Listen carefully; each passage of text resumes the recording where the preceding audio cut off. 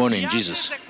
Et avant de commencer ce témoignage, j'aimerais faire quelque chose avec chacun d'entre vous, avec vous tous. Ici, à l'hôtel, nous avons la parole de Dieu qui, avant de commencer à écouter cette parole, et moi avant de la proclamer, j'aimerais que nous nous mettions debout afin de faire une vénération de la parole de Dieu et incliner notre tête 3 secondes afin d'accepter et accueillir cette parole pour que cette parole se soit rend partie de nous-mêmes, qu'elle entre en nous comme dans le ventre virginal de Marie. Accueillons la parole. Amen. Nous allons commencer le sujet de ce matin. Asseyez-vous. Et tous les ballons devraient être dessoufflés à ce moment-ci, parce qu'on va l'utiliser pour un autre but. Nous allons commencer l'expérience dans laquelle j'aimerais partager ce que Dieu a fait dans ma vie et moi, et plutôt que ce que j'ai fait pour lui, ce que lui a fait de moi et pour moi, afin de rendre gloire à son nom. J'aimerais prendre le passage des disciples d'Emmaüs qui se trouve dans Luc, qui raconte d'une façon si belle, et si pittoresque et si émotive. Parce que dans ma vie, moi aussi, j'ai parcouru ce chemin d'Emmaüs. De ces 2 disciples qui revenaient à leur village, tristes, frustrés, déçus, en se traînant les pieds, en regardant par terre, pour retourner à leur routine de tous les jours, frustrés par Dieu, déçus de Jésus, déçus d'eux-mêmes, parce que leur passé ni leur avenir n'avaient de sens. Alors, il s'est passé la même chose dans ma vie à moi. J'ai passé une étape de ma vie où je me croyais disciple de Jésus, mais je vivais d'une façon sans force, sans enthousiasme. Ma vie chrétienne était simplement une tradition. Je me suis accoutumé aux choses de Dieu. Et dans ma vie, je n'avais pas de force, pas d'enthousiasme. Je peux le dire, l'exprimer par un symbole. Ma vie était comme ceci. Ce que j'ai dans les mains, une canette légère, diète, une coke diète, une coke légère selon le modèle. Ma vie ne manquait de calories. J'avais étudié, bien sûr, la philosophie, la théologie. J'ai étudié la Bible aussi, mais sans calories. 0 calories. Tout était dans ma tête et il n'arrivait pas à descendre jusqu'à mon cœur. Pas de calories dans mon cœur. J'ai eu l'occasion de recevoir des études de maître au Mexique et à l'étranger, mais toujours sans aucune calorie. Je me suis accoutumé aux choses de Dieu, mais je n'avais aucune calorie en moi. Tomber dans la routine, tomber dans la coutume, c'est le pire qui peut nous arriver. La Boeing qui fait des avions a fait un concours de pilotes pour voir quel était le principal problème des avions. Un disait que c'était le terrorisme, d'autres c'était le prix de l'essence, d'autres disaient que c'était la turbulence aérienne. Et le pilote qui a gagné a dit le problème principal qu'on a, c'est de s'accoutumer à voler. La routine, tomber dans une routine, et ça aussi nous arrive aussi à nous, et ça se produit dans les choses de Dieu.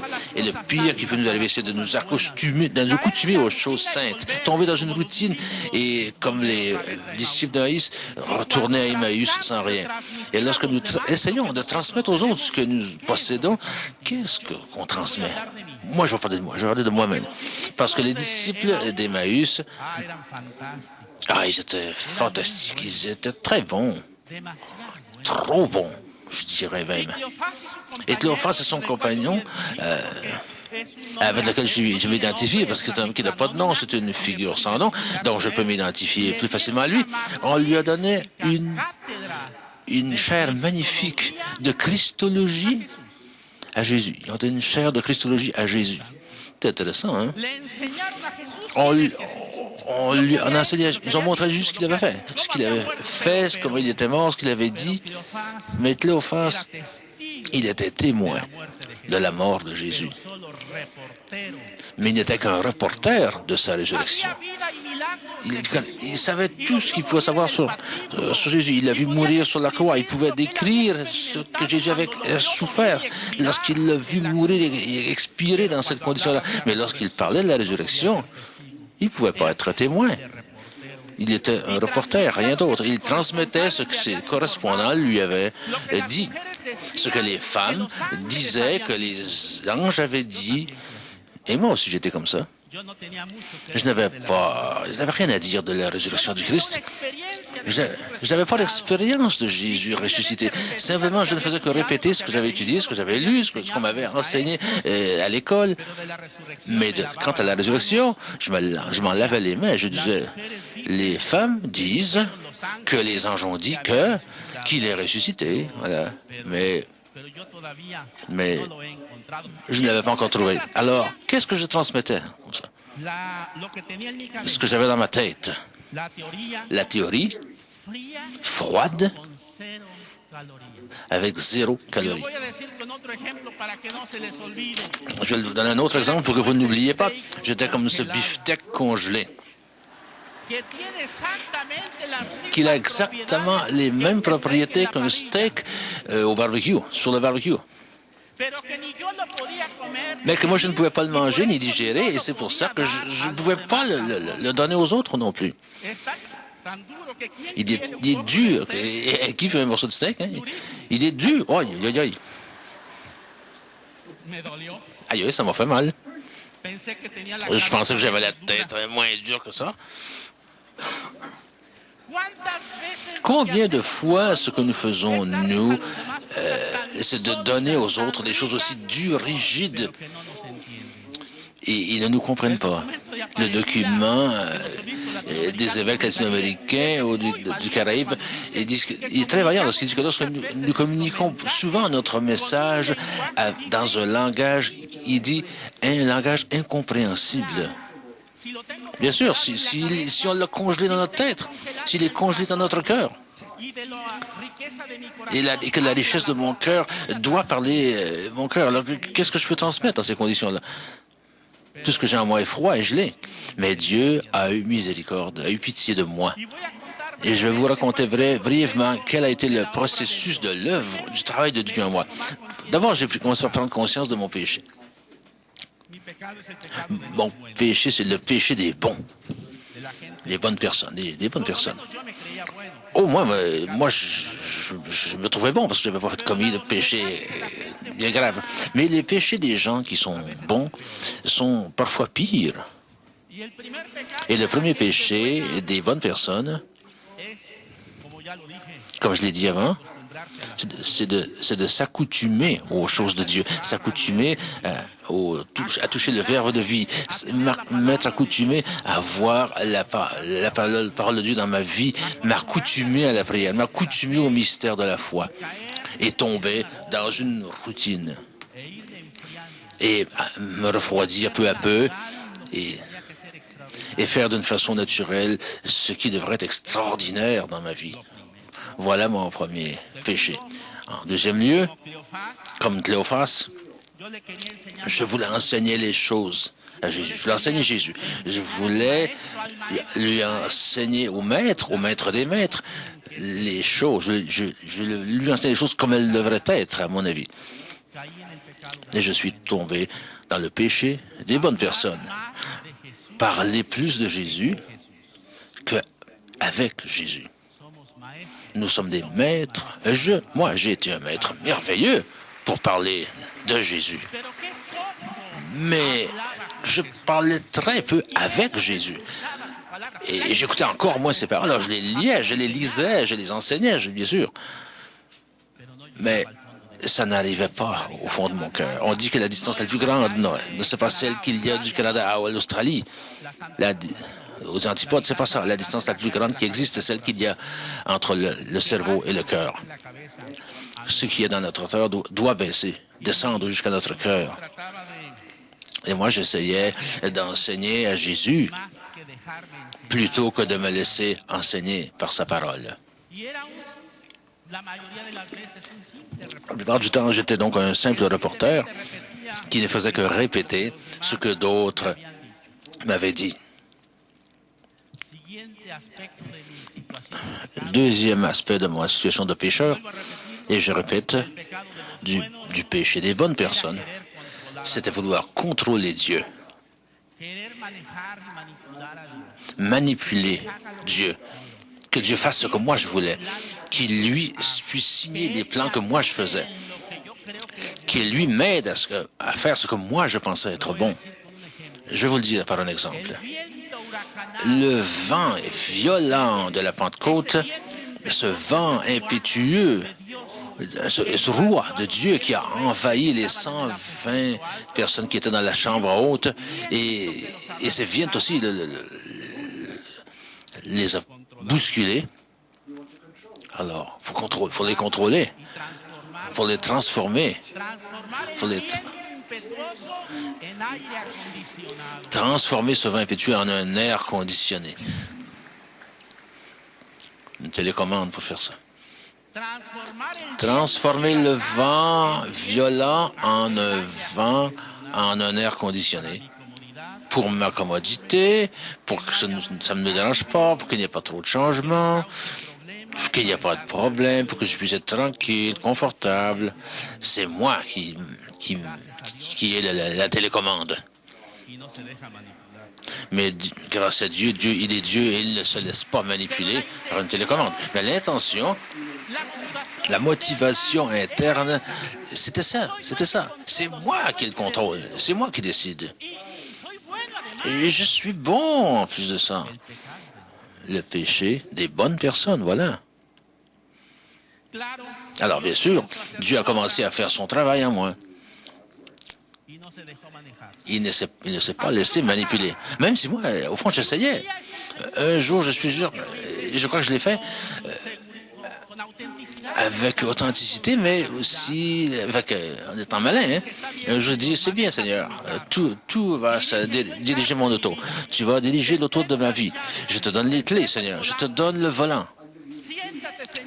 Assis-toi sur le siège pour diriger ma voiture. Prends le volant. Moi, je vais m'asseoir de l'autre côté. Toi, tu vas diriger mon auto. Savez-vous ce que j'ai fait? Le péché des bonnes personnes. Seigneur, toi, tu vas porter le volant, mais moi, je vais avoir la carte. C'est moi qui décide le chemin.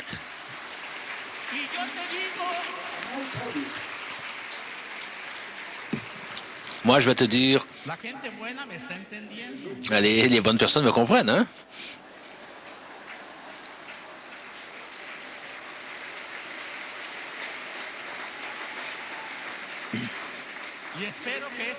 J'espère que ce rire soit un rire nerveux. Encore des petits rires inquiets. Alors, combien de fois, Seigneur, toi, tu as le contrôle de ma vie. Oui, c'est toi qui dirige. Oui, c'est toi. Mais moi, je vais avoir la carte. C'est moi, je te dis s'il faut à la gauche ou à droite. Arrête, avance, marche, accélère, ralentis. C'est moi. Au fond, c'est moi qui ai la carte. Mais béni soit le nom de Dieu, une fois de plus. Dieu est Dieu et il ne se laisse pas manipuler. Béni soit son nom. Alors, il a eu miséricorde de moi et il a commencé la même démarche que pour les disciples d'Emmaüs.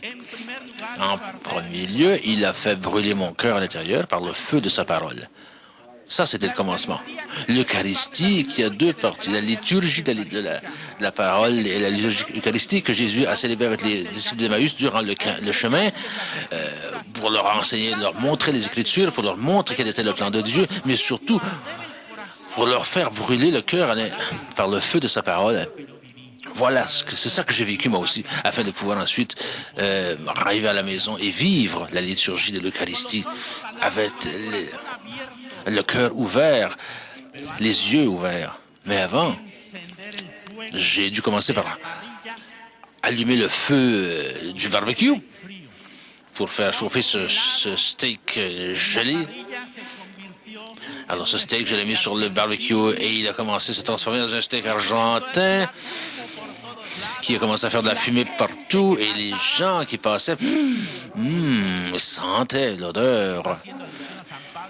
En faisant allusion à Saint Paul, l'odeur douce du Christ, non? Et j'ai dit, voici, il y a une fête, allons voir, il y a une fête par là. Ah, que c'était différent. D'abord, il a fait brûler sa parole dans mon cœur. Puis, avec sa parole, il a fait, c'était comme un collyrium pour soigner mes yeux qui étaient fermés. Peut-être plus qu'un collyrium. Je pense que c'était en fait une opération chirurgicale. J'avais besoin d'une vraie chirurgie pour faire tomber les écailles de mes yeux, les cataractes qui m'empêchaient de reconnaître d'abord que Dieu est Dieu. Dieu est Dieu. Et ça, c'est une révélation. Seul l'Esprit Saint peut se révéler de cette façon-là. Ou moins nous approcher du mystère que Dieu est Dieu. Et l'Eucharistie, présence de Dieu au milieu de nous, est également un mystère. C'est pourquoi l'Eucharistie, avec ce rite oriental, a été si beau, parce qu'il nous a approchés au mystère de l'Eucharistie. Parfois, nous sommes si sages, si savants, que nous voulons tout expliquer l'Eucharistie. Et nous pourrions tomber dans l'erreur d'oublier le mystère de l'Eucharistie, qui nous accueille, qui nous enveloppe et nous transporte dans la dimension même de Dieu. Amen.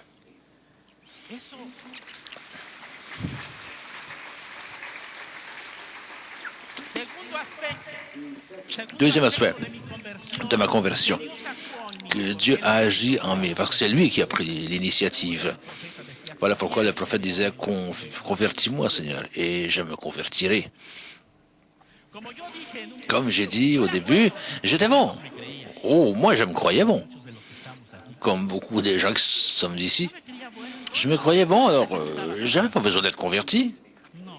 Mais non. J'ai comme le pharisien qui disait, Seigneur, paye-moi pour tout ce que j'ai fait. Il racontait à Dieu tout ce qu'il a fait. Et il transformait le Dieu donateur en un Dieu endetté. Mais Dieu a eu pitié. Et pour moi, la transformation la plus importante, qui n'est pas tant la transformation d'un pécheur à un homme juste, c'est facile que les pécheurs se convertissent. C'est plus facile qu'eux se convertissent que plutôt que de convertir les personnes qui sont déjà ou se croient déjà bonnes. Je le sais par expérience. Alors, ma conversion n'a pas été de pécheur à personne juste. Elle était beaucoup plus radicale. Elle était de juste à fils. Ça, c'est la plus grande conversion qu'il peut y avoir. De personne juste à fils. Et une fois qu'on est fils, on peut être un héritier. Commencer à vivre comme enfant, comme fils, pour que le Christ puisse nous dire, nous pousser à dire papa, voilà, et que nous ayons ainsi l'expérience de la paternité amoureuse de Dieu, qui n'est pas mon juge, qui n'est pas mon chef. C'est le Seigneur, bien sûr, on sait que c'est le Seigneur, mais surtout, c'est mon Père avant tout, c'est mon papa. Et cela, seul l'Esprit peut nous révéler cela, qui fait que nos cœurs crient papa. Mon petit papa. En deuxième fois, au troisième, j'ai perdu, je sais pas si j'en suis, la transformation de maître de la parole. Moi, je donnais des leçons de Bible, bien sûr, je donnais des cours de Bible. Même à ce qu'on appelle l'Université pontificale de Mexique, je donnais des cours de Bible. Et j'ai donné des cours à d'autres instituts aussi, à Rome. J'ai donné quelques cours là-bas aussi, bien sûr. J'étais un maître, un professeur. Je le dis avec honte. J'étais un maître de la parole au lieu d'être un disciple de la parole. Au lieu d'être un serviteur de la parole.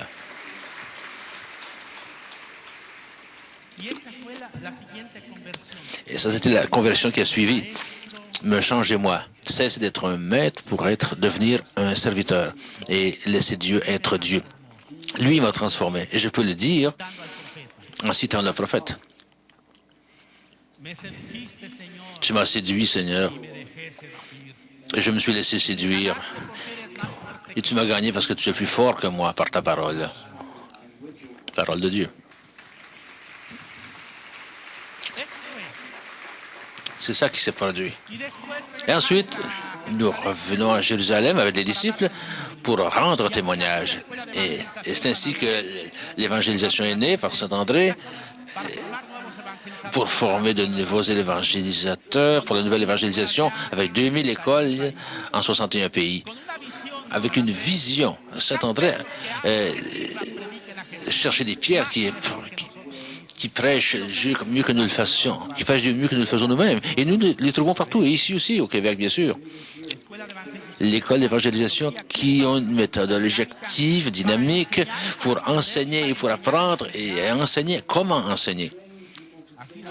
C'est ainsi que est née l'école d'évangélisation, petite comme un grain de moutarde, mais qui a grandi, cherchant et trouvant des prédicateurs. Et c'est ainsi, qu'est-ce qui s'est passé?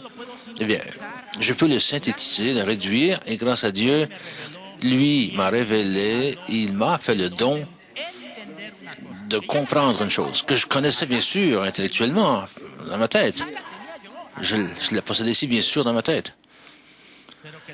Mais la parole est inspirée par Dieu. Et la Bible est inspirée par Dieu. Mais que la Bible expire l'Esprit Saint aussi. Je le dis d'une façon donc résumée. L'Esprit Saint inspire la parole et la parole expire l'Esprit Saint. Elle exhale l'Esprit Saint, si je peux dire. Là, c'est le temps d'applaudir. Allez-y.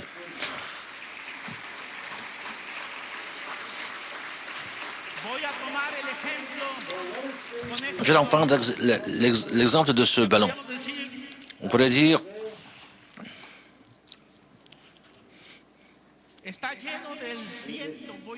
il est rempli d'air, de vent ou de rouah, ainsi est la parole de Dieu, enceinte d'Esprit Saint, qu'on pourrait dire, comme l'était Marie lorsque la parole de Dieu s'incarne dans son sein virginal. La parole de Dieu est remplie, enceinte d'Esprit Saint. Et l'Esprit Saint est dans la parole, le roi de Dieu. Mais la parole de Dieu aussi expire l'Esprit Saint, exhale de l'Esprit Saint. Et Éphésiens 1:3 dit que ceux qui ont écouté la parole de Dieu ont été scellés par l'Esprit Saint. Ceux qui ont écouté la parole de Dieu ont été scellés par l'Esprit Saint, parole de Dieu. Donc, cette parole, remplie de le roi, remplie du vent de l'Esprit, mais sauf que mon péché, moi, c'était que je voulais l'attacher. Je voulais la contrôler, l'attacher, la limiter, et ne pas laisser le vent de l'Esprit souffler comme il veut, sans savoir d'où il vient, ni où il va. Et laisser l'Esprit Saint être Esprit Saint, avec le pouvoir,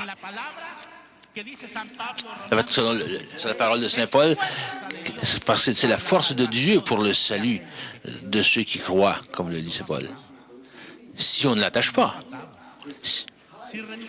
si nous renonçons au contrôle et si nous nous laissons contrôler par lui, nous nous laissons porter par lui, alors maintenant vous pouvez souffler votre ballon si vous l'avez encore.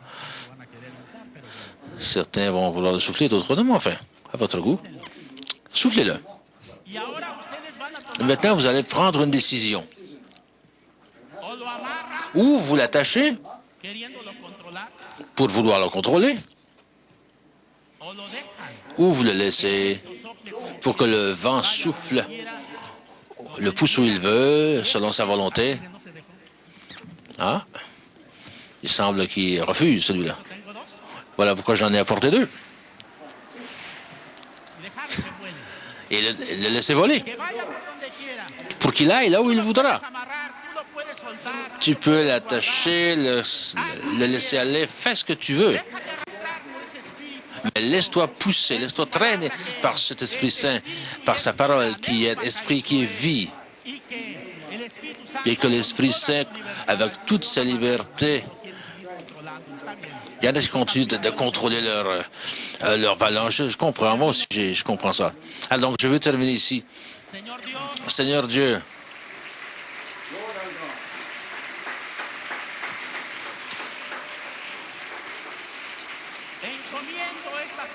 je recommande cette assemblée à ta parole, comme les apôtres d'Éphèse te l'ont recommandé.